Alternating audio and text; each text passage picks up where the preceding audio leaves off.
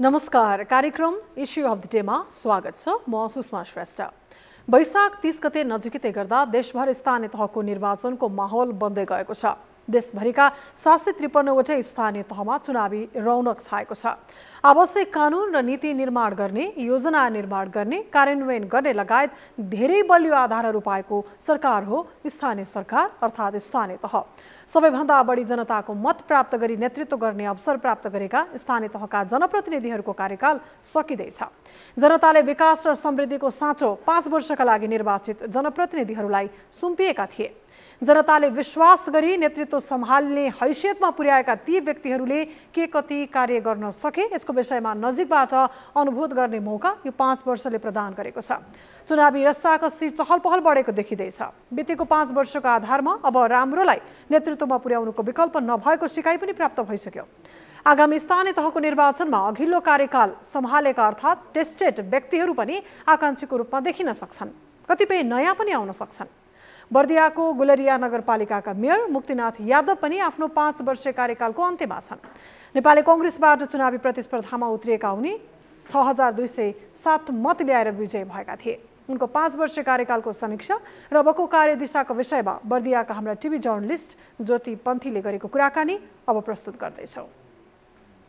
स्थानीय सरकार गठन भएको 5 वर्षमा स्थानीय सरकारको फेरि निर्वाचन हुन गइरहेको छ। स्थानीय सरकारहरूले कतिपय कामहरूलाई निरन्तरता दिएका छन् भने कतिपय कामहरू अधुरै रहने देखिएको छ। 5 वर्षको कार्यकाल बिताएर जानी लाग्दाखेरि स्थानीय सरकारको अनुभव कस्तो भयो त? आज हामीसँग कुराकानी गर्नका लागि गुलेरिया नगरपालिकाका नगर प्रमुख मुक्तिनाथ यादव हुनुहुन्छ। स्वागत छ तपाईलाई। धन्यवाद सर। ज्योति पन्थीजी E24। जस्तो स्थानीय सरकारको करिब 5 वर्षको समयावधि सकिने लागेको छ। यो 5 वर्षमा तपाईको अनुभव कस्तो रह्यो? म सर्वप्रथम के भन्न चाहन्छु, यो 5 वर्षको अनुभव मलाई त एकदमै रमाइलो लागेको छ। मैले यो 5 वर्षमा धेरै चिज मैले हेर्न पाएछु, धेरै चिज पनि काम गर्न मैले मौका पाएको छु। 5 वर्षभित्रमा हामीहरू सुरुवात साल चुनाव जितेर जाँदाखेरि 2074 सालमा गुलरिया नगरपालिकामा बाढी आयो। बाढी आउँदाखेरि त्यसमा हामीहरू 2-4 महिना नयाँ थियौँ। हामीहरू चुनाव जितेर गयौँ, बाढी पनि आयो। त्यो बाढी आउँदाखेरि त्यहाँ पनि अनेक प्रकारका समस्या आयो, समस्या उत्पन्न भयो। त्यो समस्याले हामीहरू पनि समाधान गरे। तर 5 वर्षको कार्यकालमा हामीहरूले धेरै काम गरे। जस्तै मानौ कि बाटोघाटो, एउटा गाउँले अर्को गाउँले जोड्नको लागि कस्बे निर्माण हुन्छ, कस्बे निर्माणको पनि हामीहरूले व्यवस्था गरेका छौँ। जस्तै सडक, कृषि सडकको पनि गुलरिया नगरपालिकाले व्यवस्था गरेको छ। त्यस्तै खानेपानी, जस्तै गाउँमा अब गाउँमा खानेपानी धारा, जस्तै गरिब बस्ती भएको कारणले गर्दा खानेपानी धाराको गरिबको घरमा नभएको कारणले गर्दा धेरैजनालाई खानेपानी धाराको पनि व्यवस्था गराएछ। गुलरिया नगरपालिकामा धेरै विकासको काम भएको छ, धेरै अनुभूति भएको छ। तर 5 वर्षमा, किनकि तपाईँ विगतको 20 वर्ष पहिलाको नगरपालिका हेर्नुहोस्, अहिले यो 5 वर्षको नगरपालिकाले तुलना गर्नुहोस् न, जमिन आसमानको फरक भइसकेको छ। काम हेर्दा गर्दाखेरि गुलरिया नगरपालिकामा म मेयर हुँदाखेरि आजसम्मका सुरुवातमा मलाई यहाँ के ध्यान दिनुपर्छ, स्वास्थ्य र शिक्षा र बाटोघाटोमा मैले 3 चिजमा बढी फोकस दिएर अगाडि बढेको छु। जस्तै स्वास्थ्यमा हाम्रो प्रत्येकवटा वार्डमा आधारभूत स्वास्थ्य चौकीका निर्माण गर्यौँ। प्रत्येक वार्डमा हाम्रा स्वास्थ्य कर्मीलाई भर्ना पनि गर्यौँ, त्यहाँ राख्यौँ पनि हामीहरू गुलरिया नगरपालिकाको तर्फबाट जनतालाई सेवा दिनको लागि। किनकि जनता गुलरिया सदरमुकाम आउनको लागि उहाँहरूले धेरै टाइम लाग्थ्यो। तर टाइमलाई त्यो कम गर्नको लागि जुन सुविधा यहाँ सदरमुकाममा पाइन्छ त्यो सुविधा यो औषधि उपचारको विषयमा जनताले गाउँमा दिएकै छौँ। अब जस्तै बाटोको कुरा आयो, बाटोको कुरामा गुलरिया नगरपालिकाले आजसम्म गुलरिया नगरपालिकाभित्र 181 किलोमिटर ग्राभेल बाटो पनि निर्माण गर्यो। गुलरिया नगरपालिकाले कालो पत्रो सडक 106 किलोमिटरसम्म यो 5 वर्षभित्र निर्माण गरेको छ। अनि यो काम गराउँदाखेरि धेरै समस्या उत्पन्न भयो। जस्तै बजारलाई विस्तार गराउनको लागि धेरै समस्या उत्पन्न भयो। त्यहाँ हरेक त्यो समस्यालाई हामीहरू सम्झौताका साथ हामीहरू अगाडि बढे, काम पनि अगाडि बढाए। बजारमा पुरै ढाल निकास नालीको पनि गुलरिया नगरपालिकाको तर्फबाट व्यवस्था भयो। पुरै गाउँ सदरमुकामलाई गाउँमा जोड्ने गुलरिया नगरपालिकाको तर्फबाट पुरै हामीहरूले काम गरेका छौँ। तर जस्तै शिक्षामा गुलरिया नगरपालिकामा शिक्षामा पनि कमी थियो, शिक्षकको पनि कमी थियो। गुलरिया नगरपालिकाले नगर शिक्षक भनेर भर्ना गर्यो। 50 जना शिक्षकलाई सबै ठाउँमा शिक्षाको पदपूर्ति पनि गर्यौँ हामीहरू। गुलरिया नगरपालिकाभित्र धेरै गाउँमा मावि विद्यालय थिएन। त्यो आधारभूत विद्यालय हामी आउँदाखेरि गुलरिया नगरपालिका वार्ड नम्बर 1 मा मावि विद्यालय सञ्चालन गर्यौँ। वार्ड नम्बर 3 मा हामी मावि विद्यालय सञ्चालन गर्यौँ। वार्ड नम्बर 11 मा गुलरिया नगरपालिकाले मावि विद्यालय सञ्चालन गरेको छ। अरू गुलरिया नगरपालिकाले अहिलेसम्म मात्रै हाम्रो गुलरिया नगरपालिकाको पासमा 4 वटा वार्ड कार्यालयको लागि ठाउँ थियो। 4 वटा वार्ड कार्यालय पनि बनाएर राखेका छौँ। अनि गुलरिया नगरपालिकाले अहिलेसम्म गरेको धेरै पहिला 20 वर्षभन्दा धेरै काम यो 5 वर्षमा गुलरिया नगरपालिकाले गरेछ। त्यसमा सारी सगनले पनि सहयोग गरेको छ। सारी सगनको पनि योजना गुलरिया नगरपालिकामा आएको छ, समथिङ 200 करोड बराबरको। त्यो पनि कार्यक्रम गुलरिया नगरपालिकामा मतहतमा भएको हो। त्यो कार्यक्रम गुलरिया नगरपालिकाले पूर्ण रूपमा सहयोग गरेर त्यो कार्यक्रमलाई पनि गुलरिया नगरपालिकाले अगाडि बढाएको छ। तर अहिले धेरै काम पनि अधुरो छ, सबै काम पुरा भएको छैन। 5 वर्षमा के गर्न सक्छौँ हामीहरू? किनकि 5 वर्षमा हामीहरूले जुन नियमित बजेट पाउने, नियमित बजेट मात्रै गुलरिया नगरपालिकाले पाएको थियो। फाल्तु बजेट अरू जस्तो पाएको होइन। किनकि हामीहरूको त्यतिखेर पावरै थिएन माथि। भर्खरै अहिले हामीहरूको सरकार आएछ। अहिलेको सरकार आयो, अब 2-4 महिनामा के हुन सक्छ? के हुनेवाला छैन। अब फेरि हामीहरू चुनावको उसमा गइसकेका छौँ। त्यसै कारण धेरै समय नियमित बजेट त आयो, तर नियमित बजेटले के हुन्छ, के हुँदैन। गुलरिया नगरपालिकाको आय स्रोत पनि छैन, मात्रै 3 करोड रुपियाँ आय स्रोत छ। त्यो 3 करोड रुपियाँमा के हुन्छ? जुन नियमित बजेट आउँछ हाम्रो 90-94 करोड रुपियाँ, त्यो नियमित बजेटमा त्यसैमा शिक्षकको तलब, स्वास्थ्य, त्यसैमा पुरै नगरपालिका, त्यसैमा आपाङ एकल जे जति छ सबै त्यसैमा छ। धेरै स्थानीय तहको अहिले कर वृद्धिको विरोधमा स्थानीयहरू जागेका पनि छन्। गुलरिया नगरपालिकाको अवस्था के छ? ग्रामीण भेद बढी भएको गुलरिया नगरपालिकामा करको अवस्था के छ? एकदम राम्रो प्रश्न ल्याउनु भयो।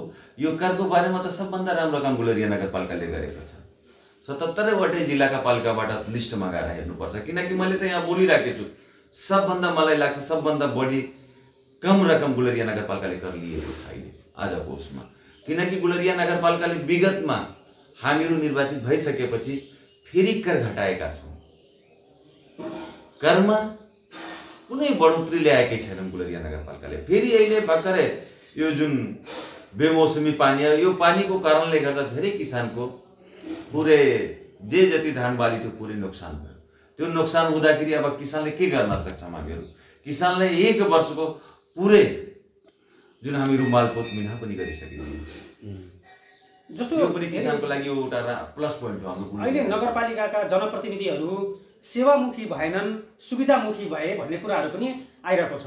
अब बर्दिया जिल्लामा 8 वटा स्थानीय तह छन्। त्यसमध्येको एउटा स्थानीय तहको प्रमुख हजुर पनि हुनुहुन्छ। यो सेवामुखी नभएर जुन सुविधामुखी भए भन्ने जुन प्रश्नहरू बेला बेलामा उठ्ने गरेको छ धेरै ठाउँहरूमा, तपाईँले यसलाई कसरी हेर्नु भएको छ? अब मान्छे हो, अनेक प्रकारका कुरा उठाउँछ, उठाउनेवाला साथीहरू उठाउँछ। त्यसको बारेमा मलाई केही भन्ने छैन। तर जनताले सेवा गरेका छौँ, हामीहरू सेवा दिएकै छौँ। मैले 5 वर्षमा तपाईँ रिकर्ड आएर हेर्नुहोस्, म कुनै ठाउँमा भ्रमण गर्न गएकै छैन। म गुलरिया नगरपालिकामा बसेर जनताको हरेक काम, मबाट हुनेवाला काम, नगरपालिकाबाट हुनेवाला काम मैले प्रत्येक जनतालाई सेवा दिएकै छु। सुविधा के को सुविधा? गाडी त सबै मेयरले पाएको छ, गाडी मैले पनि पाएछु। त्यो गाडीमा चढेर त गाडी नभएर कहाँ जान सक्छौँ? गाउँमा कहाँ जनतालाई भेट्न सक्छौँ? कहाँ विकास हेर्न सक्छौँ? कुन ठाउँमा के काम भइराखेको छ? स्रोत साधन त चाहियो नि। अब त्यसले सुविधा भन्न त मिलेन। तपाईँले गरेको मुख्य विकासका कामहरू के हुन्? एकदम छोटकरीमा भन्नुहोस्। मैले गरेको मुख्य विकासको काम मैले अहिले भने गुलरिया नगरपालिकाभित्र 106 किलोमिटर पिच, गुलरिया नगरपालिकाभित्र 12 वटा वार्डमा आधारभूत स्वास्थ्य चौकी, गुलरिया नगरपालिकामा शिक्षामा पनि धेरै उ गरेछौँ।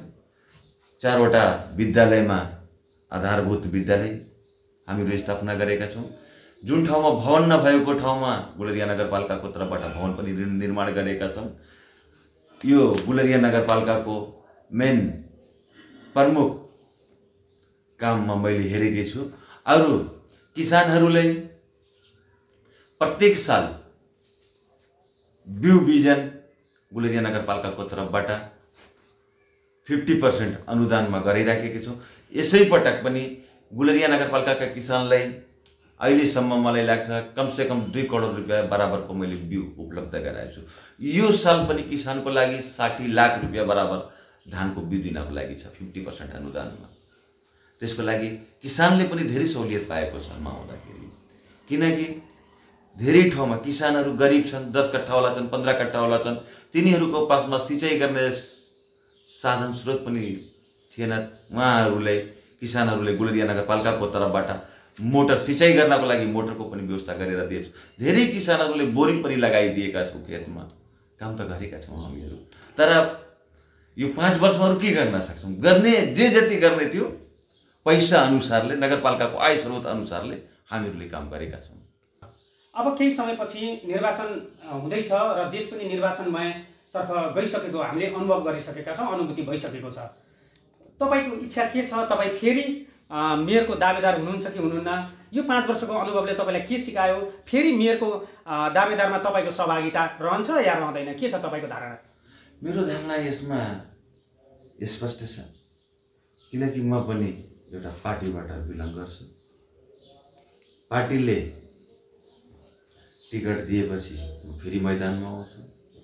जनताका साथ र भरोसा छ मसँग, आशा पनि छ, उम्मिद छ कि यही व्यक्ति आउनु पर्यो। त्यसै कारण म पनि एकदमै इच्छुक पनि छु उम्मेदवार बन्नको लागि। पार्टीले पनि मलाई सहयोग गर्छ, पार्टीले पनि मलाई उम्मेदवार बनाउँछ भनेर मलाई विश्वास छ। पार्टीले उम्मेदवार बनाएपछि, जनताको साथ र सहयोग पाएपछि फेरि म आउँछु।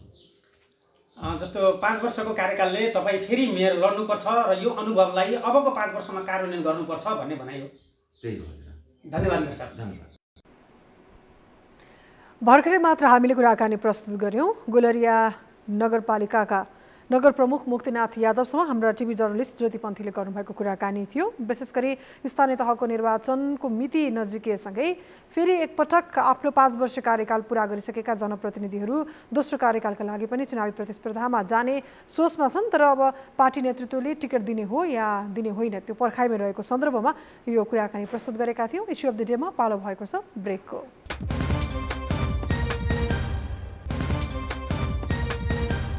ब्रेकपछि इस्यु अफ द डेमा फेरि पनि स्वागत छ।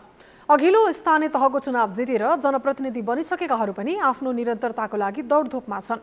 कोरोना संक्रमण र विपक्षी दलका प्रतिनिधिका कारण आफ्नो 5 वर्ष कार्यकालमा सोचे जस्तो उपलब्धि हासिल गर्न नसकेको स्वीकार गर्दै फेरि एकपटक आफूलाई मौका दिएमा त्यो अधुरो काम पूरा गरी छाड्ने प्रतिबद्धता जनाउनु पनि पछि पर्दैनन्। अब यस्तोमा त्यहाँका स्थानीय स्वयंले नै स्वविवेक प्रयोग गरी आफ्नो जनप्रतिनिधि छान्न कुनै किसिमको प्रभाव अनि दबावमा पर्नु हुँदैन। तपाईले कस्तो व्यक्तिलाई मत दिनुभयो उसको काँधमा तपाईले आफ्नो गाउँ ठाउँको विकास निर्माण र त्यहाँका स्थानीयको जीवनस्तरको पनि जिम्मा दिँदै हुनुहुन्छ। एउटा गलत व्यक्तिको छनौटले सबै गलत भइदिन सक्छ। अब कार्यक्रम इस्यु अफ द डेमा हामी वीरेन्द्र नगरपालिकाका नगर प्रमुख देवकुमार सुवेदीसँग सुर्खेतका टिभी जर्नलिस्ट गोविन्द खत्रीले गरेको कुराकानी प्रस्तुत गर्दैछौँ। वीरेन्द्रनगर नगरपालिका कर्णाली प्रदेशको सबैभन्दा जेठो नगरपालिका, साथै अहिले कर्णाली प्रदेशको राजधानी रहेको नगरपालिका पनि हो। समग्र कर्णालीलाई चिनाउनका निम्ति कर्णाली कस्तो छ भनेर मुहार अथवा आकृति झल्काउनका निम्ति वीरेन्द्रनगर नगरपालिका अथवा राजधानी नगरपालिकालाई हेर्ने गरिन्छ। यसै सन्दर्भमा 5 वर्षीय कार्यकालमा के कस्तो फरक पर्यो यो नगरपालिकामा र जनतासँग गरेका वाचाहरू के कति पुरा भएर आगामी योजना के छ, फेरि पनि निर्वाचन आउँदैछ, यस विषयमा केन्द्रित रहेर कुराकानी गर्नेछौँ। स्वागत छ। धन्यवाद। नमस्कार। अब 5 वर्ष त बित्नै आँट्यो निर्वाचित हुनुभएको, तपाईँको विश्लेषणमा अथवा तपाईँको अनुभवमा चाहिँ कस्तो रह्यो? खास गरी संहितापछिको पहिलो नगर प्रमुखका हिसाबले काम गर्दै गर्दा चुनौतीपूर्ण पनि थियो र अवसर पनि थियो। त्यो अवसरलाई सदुपयोग गर्ने जुन प्रयत्न हामीले गऱ्यौँ त्यो इतिहासले भोलिको दिनमा समीक्षा गर्ने विषय हो। जहाँसम्म हामी निर्वाचित भएर आएपछि यो कार्यकाललाई मैले दुईटा एङ्गलबाट हेर्छु। एउटा संसारभरि नै आक्रान्त भनेको कोरोना महामारीको बिचमा हाम्रो कार्यकाल पर्यो र त्यो कोरोनालाई व्यवस्थित रूपमा चाहिँ व्यवस्थापन गर्न हामी सफल भयौँ। त्यो आधारबाट हेर्दा सफल भएको देखिन्छ भने यही बिचमा हामीले निर्वाचनको प्रक्रियामा गरेका प्रतिबद्धतालाई पुरा गर्ने कुरामा यसलाई अलिकति फरक रूपमा चाहिँ हेर्नुपर्छ र तुलनात्मक रूपले जति निर्वाचनको प्रक्रियामा हामीले प्रतिबद्धता जाहेर गरेका थियौँ ती कामहरू अधिकतम कामहरू सम्पन्न भएका छन् र केही कामहरू सुरु भएका छन् र केही कामहरू सुरु हुने प्रक्रियामा छन् भने घोषणापत्रका आधारबाट हेर्दा एउटा दुईटा बाहेक अरू सबै काम मैले चाहिँ सुरुवात गरेर गएको छु। तपाईँको कार्य सम्पादन अथवा तपाईँले गरेको प्रतिबद्धता अथवा कामलाई तुलना गरेर हेर्दाखेरि 100मा कति नम्बर दिनुहुन्छ तपाईँ आफूले? परीक्षाको जसरी नम्बर दिने भन्ने कुरा त मलाई लाग्छ एउटा जनप्रतिनिधिको लागि नम्बर दिने कुरा उसका जनता र जनप्रतिनिधि के अरे नागरिक समाज नै हो। अब मैले आफूले तपाईँलाई सोलो डोलोको हिसाबले भन्दा र यसलाई पूर्वाधारको विकासको कुरा होला, सामाजिक विकासको कुरा होला, शिक्षाको विकासको कुरा होला, चाहिँ लगायत चाहिँ हरियाली प्रवर्धन वातावरण खालको विषयहरू यी समग्रता विषयमा हेर्दा कुनै विषयमा हामी डिस्टिङ्सन ल्याउने गरी पनि काम गरेका छौँ, कुनै विषयमा हामी चाहिँ फर्स्ट डिभिजनमा मात्रै पास भएका छौँ र यो आधारबाट हेर्दा समग्रता मेरो कार्यकाललाई जुन परिस्थितिमा हामी निर्वाचित भएर आयौँ, जुन स्रोत साधन हामीसँग छ र जे खालको कार्य हाम्रो देशको चाहिँ संरचनागत हिसाब र निर्वाचित प्रतिनिधिको अवस्था छ त्यो आधारबाट हेर्दा मैले आफूलाई चाहिँ सफल भएको मान्छु। तर यस अर्थमा तपाईँलाई फेरि नडाँटेर भन्न पनि पर्छ हामी राजनीतिक कर्मीले मैले धेरै राम्रो उत्कृष्ट काम गरेँ भन्ने चाहिँ होइन। तर यो आधारबाट नेपाली काङ्ग्रेसको एउटा प्रतिनिधिका रूपमा म निर्वाचनमा लड्दै गर्दा मैले केही प्रतिबद्धताहरू जाहेर गरेको थिएँ। ती प्रतिबद्धताका आधारबाट हेर्ने हो भने म चाहिँ फर्स्ट डिभिजनमा को नम्बर मलाई दिन सकिन्छ भने यहाँले घोषणापत्र पनि हेर्न सक्नुहुन्छ। त्यो आधारबाट हेर्दा चाहिँ म त्यो अवस्थामा चाहिँ छु। यहाँले भने जस्तै अब त्यसको नम्बर त पक्कै पनि जनताले दिनेछन्, आगामी निर्वाचन पनि नजिकै आइसकेको छ। तर यहाँले बाचा गरेका कामहरू सुरुवात गरेको छु भन्नुभयो, तर थुप्रै कामहरू केही गर्न नसकेको रूपमा पनि उठिरहेका छन्। जस्तो वीरेन्द्रनगर नगरपालिकाको गृह योजना निर्माणको काम यहाँले त्यसलाई नटुङ्ग्याएरै जाने भयो। त्यसै गरी नगर बसको कुरा यहाँ ल्याउनु भएको थियो।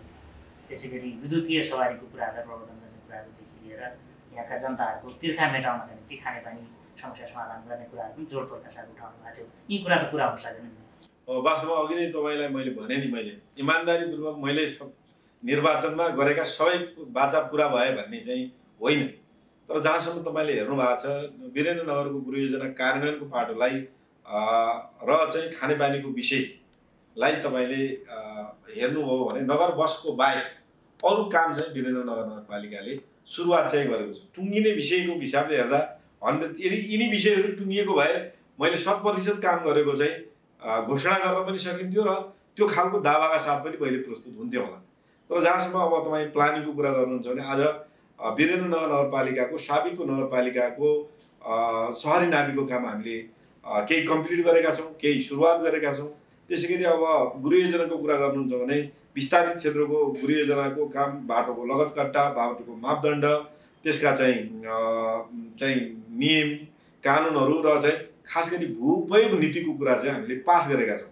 तर अब त्यसको रिजल्ट देखिने कुरा चाहिँ आज नै यो गृह योजना चाहिँ कार्यान्वयन भयो भनेर घोषणा गर्ने विषय एउटा बाटो हो। तर अब गृह योजनाका आधारभूत तहको काम हामीले सम्पन्न गरिसकेका छौँ। त्यसलाई एउटा कङ्क्रिट प्लानको रूपमा र एउटा कानुनको रूपमा चाहिँ कार्यान्वयन गर्ने अवस्थामा नगरपालिका पुगेको छ र त्यो अवस्थालाई आउँदै हेर्दा गृह योजनाको करिब हामीले 90% काम गरेका छौँ। तर ठोस रूपमा त्यसलाई चाहिँ कानुनको रूपमा चाहिँ पास गर्न सक्ने केही हाम्रा कमजोरी रह्यो होला। तर केही यो देशको संवैधानिक कानुनी व्यवस्थाकै कारण व्यक्तिको सम्पत्तिमाथिको अधिकारका कारणले कुनै व्यक्तिको जमिनमा प्लटिङ गरेर अथवा नक्साङ्कन गर्ने अधिकार आजका मितिमा पनि स्थानीय सरकारलाई छैन। त्यसकारण त्यो अधिकार नभइसकेपछि तिम्रो घर बनाउने ठाउँमा म बाटो बनाउँछु, तिम्रो घर बनाउने ठाउँमा म पार्क बनाउँछु, म तिम्रो घर बनाउने ठाउँमा चौतारो बनाउँछु भनेर पालिकाले तोकेर हिँड्ने अवस्था विद्यमान कानुनमा नभएको कारणले गर्दा केही प्रतिशत बाँकी रहेको छ। तर जहाँसम्म हामीले गुरु योजनाको निम्ति चाहिँ लगतकट्टाको कुरा अनिवार्यको कुरा गरेका छौँ, बाटाहरू मापदण्ड अनुसारका चाहिँ वाइड गर्ने कुरा छ भने साबिकका प्लानिङ बाटाहरूलाई प्लानिङ अनुसार काम गर्ने चाहिँ निर्माण कार्य अगाडि बढाएका छौँ। त्यसै गरी ती क्षेत्रका चाहिँ फुटपाथदेखि लिएर हरियाली क्षेत्रको विस्तार र चाहिँ कार्यान्वयनको पाटोमा काम गरेका छौँ। अब जहाँसम्म खानेपानीको कुरा गर्नुभएको छ र खानेपानीमा वीरेन्द्रनगर नगरपालिकाको एउटा प्रतिनिधिका हिसाबले मैले सुर्खेत उपत्यकाको खानेपानी आयोजनासँग मिलेर गर्नुपर्ने हाम्रो दायित्व पनि हो। त्यो अनुसार अगाडि बढेका छौँ। चाहे त्यो खरी खोला थप्ने कुरा होस्, चाहे बोरी खोला थप्ने कुरा होस्, यो त सहकार्यकै कुरा हो भने हामीले सबैभन्दा बढी चाहिँ सपना देखेको अथवा चाहिँ जनतासँग गरेको बाचाको हिसाबले भेरीको पानीको लिफ्टिङको कामको कुरा गर्नुभएको थियो। त्यो हामीले गरेको प्रतिबद्धता नै हो र त्यो प्रतिबद्धता आज प्रदेश सरकार, सङ्घीय सरकार र नगरपालिका र वर्ल्ड ब्याङ्कको चाहिँ सहयोगमा हामी 6 अर्बको लगानीमा प्रारम्भिक सम्झौता भएको छ। हिजो मात्रै अस्तिको बैठकले चाहिँ हामीले खानेपानी शाखा स्थापना गरेका छौँ र त्यो शाखा मार्फत अब चाहिँ टेन्डर प्रक्रियामा अगाडि बढ्ने गरीको एउटा तयारी पनि भएको हुँदा मलाई लाग्छ अब मैले सम्पन्न गरेँ भन्न त सकिनँ, तर सुरुवात गरेँ भन्ने कुरा ठाउँमा चाहिँ हामी पुगेका छौँ। त्यही आधारले नै चाहिँ मैले चाहिँ अघि नै यहाँ छ भने मैले गरेका बाचा सबै कुरा नभए यहाँले भनेका यी कामहरूको कुरा गर्दाखेरि तपाईँको जुन कार्यालय छ वीरेन्द्रनगर नगरपालिका वडा नम्बर 6 मा यसैको वरिपरि हेरेर मात्रै यहाँले नजर डुलाएर गरेका कामहरूको मात्रै व्याख्या गर्नुभयो जस्तो लाग्छ। तर विस्तारित नगरपालिका यहाँले भने जस्तो 74 मा विस्तारित नगरपालिकाको जुन भूभाग छ पहाडदेखि भित्री मधेसको यो बेसीसम्मको भूभाग छ, यहाँको नजर यो डाँडाकाँडामा पनि नगरपालिका हो भन्नेसम्म पुगेर त्यहाँका जनता करको मात्रै मार्न पर्यो भन्ने पनि गुनासो छ। वास्तवमा अब तपाईँले यो चाहिँ एकदम चाहिँ जनताले करको मार गरेका छन् भन्ने त मैले दावाका साथ भन्छु। वीरेन्द्रनगर नगरपालिकाले निर्वाचित प्रतिनिधिहरूले करको मारमा सबैभन्दा कम कर बढाएको नगरपालिकाको रूपमा मैले आफूलाई भन्दा कुनै फरक पर्दैन। र जहाँसम्म विस्तारित क्षेत्रको कुरा गर्नुहुन्छ भने आज विकासको समानुपातिक विकासका हिसाबले हेर्ने हो भने आज वडा नम्बर 3 ले 4000 घरधुरी भएको वडा र 800 घरधुरी भएको वडा नम्बर चाहिँ 15 को बराबर बजेटका हिसाबले हामीले काम गरेका छौँ। समन्यायका हिसाबले काम गरेका छौँ। पिछडिएको क्षेत्र पहिलो प्रायोरिटी राखेका छौँ भने आज त्यो क्षेत्रमा 12 महिना गाडीको कुरा पुगेको छ, स्वास्थ्य चौकी बनेको छ, माध्यमिक विद्यालय र प्लस 2 सञ्चालन भएका छन् र त्यो खालको सेवा सुविधाका हिसाबले हामीले गरेका छौँ भने बत्ती पुगेको थिएन, बत्तीको लाइन विस्तार आफ्नै आन्तरिक स्रोतबाट गरेका छौँ। यो आधारबाट हेर्दा ती क्षेत्रका कुरा गर्नुहुन्छ, चाहे त्यो उत्रङ्गाको कुरा होस्, चाहे लाटीगोलीको कुरा होस्, चाहे जरबुटाको कुरा होस्, रतुघरपन गढीको कुरा गर्नुहुन्छ भने जे हिजो हामी पैदल हिँड्न पर्ने अवस्थामा 12 महिना गाडी पुगेको छ, बत्तीको प्रक्रिया अन्तिम चरणमा बल्ने अवस्थामा पुगेका छ, विद्यालयहरू सञ्चालन प्लस 2 सञ्चालन भएका छन्, स्वास्थ्य चौकीहरू नियमित रूपमा चाहिँ सञ्चालन भएका छन् बर्थिङ सेन्टर सहित भने अब यसलाई मैले धेरै राम्रो काम गरेँ, काया पलट गरेँ भन्न त नमिल्ला। तर हाम्रो विकास क्रमले हेर्दा जे एउटा विकासका आधारहरू मानि थिए ती आधारहरूबाट वीरेन्द्रनगर नगरपालिका विस्तारित क्षेत्रमा चुकिया चाहिँ छैन। चाहे चक्रपथको कुरा गर्नु, चाहे फलाने भुरीगाउँ बाटोको कुरा गर्नु, चाहे आन्तरिक त्यो क्षेत्रका अरू बाटाका ती कामहरू हामीले क्रमशः गरेका छौँ। त्यो आधारबाट हेर्दा स्वास्थ्यको कुरा गर्नुहुन्छ, नगर अस्पतालका 2-2 अस्पतालहरू हामीले सञ्चालन गर्ने अवस्था छ भने 16 वडामा स्वास्थ्य चौकी भवनहरू बनेका छन् होइन। शिक्षाको कुरा अब यी विषयहरूलाई हामीले समग्रतामा सबै नगरपालिकालाई हेरेर काम गर्छौँ। र अघि हामी सुरुवातमै पनि कुरा गऱ्यौँ, यहाँले स्वमूल्याङ्कनको कुरा पनि गऱ्यौँ र त्यसपछि पनि हामीले अलिक बढी सिकाइ र अनुभवमा कुराकानी गरिरहेका छौँ केन्द्रित रहेर। यसै सन्दर्भमा यहाँले जे जति काम गर्नुभएको छ नगरपालिकामा, हामीले ऐन कानुनको कुरादेखि लिएर थुप्रै कुरा गरिरहँदाखेरि यतिको काम गर्ने कुरामा तपाईँ नभएर अर्को व्यक्ति भइदिएको भए अझ बढी गर्न सक्थ्यो होला कि, अथवा तपाईँले चाहिँ मैले भएर यति गरेँ नत्र चाहिँ नि यो गर्ने अवस्था गाह्रो छ भन्ने चाहिँ के छ? अहिले यस्तो हो, अब कामको कुरा मैले गरेँ, मभन्दा अर्को मान्छे आएर गर्थेन भन्ने कुरा चाहिँ म भन्दिनँ। किनभने मभन्दा अर्को मान्छे आयो भन्दा धेरै राम्रो काम गर्न सक्ने सम्भावना त रह्यो नि। त्यसलाई मैले चाहिँ पुरै निर्देश गरेर म भएको कारणले चाहिँ मात्रै यति काम भयो, त्यस कारणले मात्र हुँदैन भन्ने कुरा म चाहिँ मान्दिनँ। तर मलाई एउटा कुरा के हो भने जुन परिस्थितिमा म निर्वाचित भएर आएँ, जुन परिस्थिति देशको राजनीतिक अवस्था आयो तपाईँले फ्रिली कुरा गर्दै हुनुहुन्छ भने म एउटा फरक विचारधाराबाट अल्पमतमा आएको एउटा मेयर हुँ र यो देशमै त्यति बेला यस्तो परिस्थिति थियो कि जहाँ चाहिँ राजनीतिक रूपले प्रशासनिक हिसाबले मैले मेरो विचारसँग लिगेसी राख्ने विचारले काहीँ पनि केही पनि प्राप्त गरेको थियो। तर त्यो आधारबाट हेर्दा वीरेन्द्रनगर नगरपालिकामा 3वटा पार्टीहरूले जितिरहँदा जुन सहकारिताका साथ एउटा विवाद रहित कार्यकाल हामीले चाहिँ गर्न सक्यौँ, त्यो एउटा आधारबाट हेर्दा मैले चाहिँ जे गर्न सकेँ मलाई लाग्छ म बाहेक अरूको कोही भएको भए यो अवस्थामा गर्न सक्थेन भन्ने पनि होला हैन। भने कोरोनाको महामारीको बीचबाट जुन खालका पूर्वाधारहरूको कामको भएको छ हैन, हरेक तपाईँ अहिले पनि भन्नु चक्रपथ 39 किलोमिटर बनाउनु पर्यो तर 29 किलोमिटर काम भएको छ, अहिले अलरेडी काम हुँदैछ। तपाईँ अहिले पनि वीरेन्द्रनगरका बाटाको कुरा गर्नुहुन्छ भने करिब करिब 1 अर्ब प्लसको चाहिँ बाटाहरू निर्माण भइरहेछन्। हुन्छ, धन्यवाद। धन्यवाद, नमस्कार। दर्शकवृन्द, कुराकानीको क्रममा हामीसँग देवकुमार सुवेदी नगर प्रमुखसँग गरिएको कुराकानी थियो र हाम्रा टिभी जर्नलिस्टले उहाँको 5 वर्षीय कार्यकाल र अबको के छ यात्रा भन्ने विषयमा कुराकानी गर्नुभएको थियो। संहितापछि पहिलो निर्वाचित जनप्रतिनिधिको अवधि सकिएर दोस्रो कार्यकालको लागि निर्वाचन मार्फत स्थानीय तहमा नयाँ जनप्रतिनिधि चुनिँदैछन्।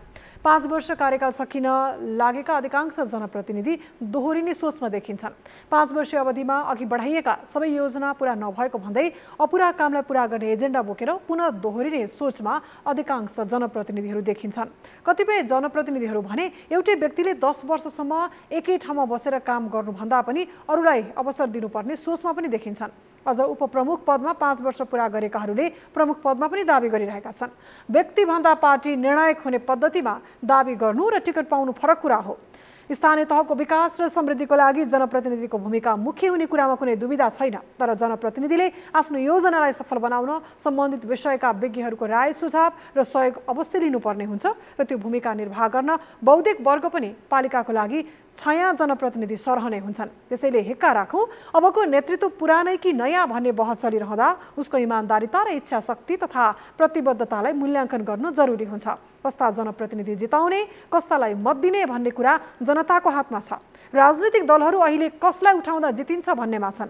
जनताले चाहिँ कसलाई जिताउँदा हाम्रो गाउँठाउँको उन्नति हुन्छ भन्नेमा सचेत निर्णय लिने हो भने दल र मतदाताको भेट एकै ठाउँमा हुन सक्छ। हवस् त, आजलाई इस्यु अफ द डे यति नै।